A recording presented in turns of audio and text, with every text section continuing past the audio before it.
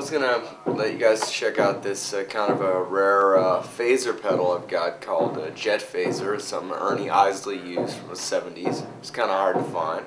I find that the Jet Phaser it has more than just one or two types of functions, whereas with like say a standard phaser, you really only have the two effects. You have the speed and sort of the depth, and then with small stones and other phasers like that, they kind of they have their sort of one thing, but they don't have multiple things. Like with this phaser pedal, it takes you for the full spectrum of the frequency range. You've got really from the really thin frequency range and fast moving to really around like slow moving frequency range that also adds distortion. So it's kind of like a built-in distortion pedal and mixed with a phaser.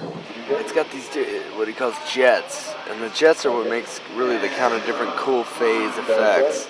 It's all in. It's right in. Each one is so different, and you can have the fast movement or slow movement on the way it kind of oscillates.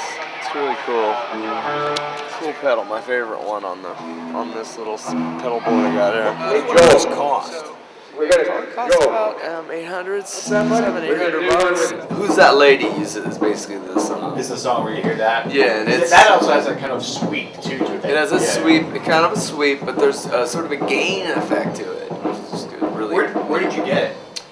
Well, actually, it was just I thought about the song "Who's That Lady" was the first thought, and then it was like, what was that? A little research, which is good. Now you've got the internet, people. You go on the internet and you can just research, and before you know it, you can find all kinds of cool things, and that being one of them. We all know that eBay is the place to go, and you got to really search. So Craigslist is always invaluable too to find stuff like that. But it was hard to find. I mean, to find 3 of them, which is what I have, was a challenge. Well, this is a good piece of advice for players, is that we go up to my rig and you want to think, well, yeah, we'll have a row of vintage. No, you don't do that, because first of all, you don't want to bring your vintage stuff out, because you don't want it to break or lose its value, and nowadays a lot of knockoff Strat copies are standing with the.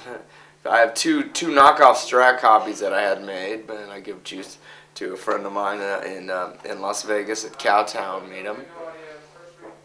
They're not quite as good as the relics that are made, but they're pretty damn close. So and you don't have to worry about it. Like when you bring out a vintage guitar, or even a relic, you got to kind of you don't want it to break. Yeah, whatever. Yeah, exactly. So, but you want it to sound good at the same point. So it's kind of like a.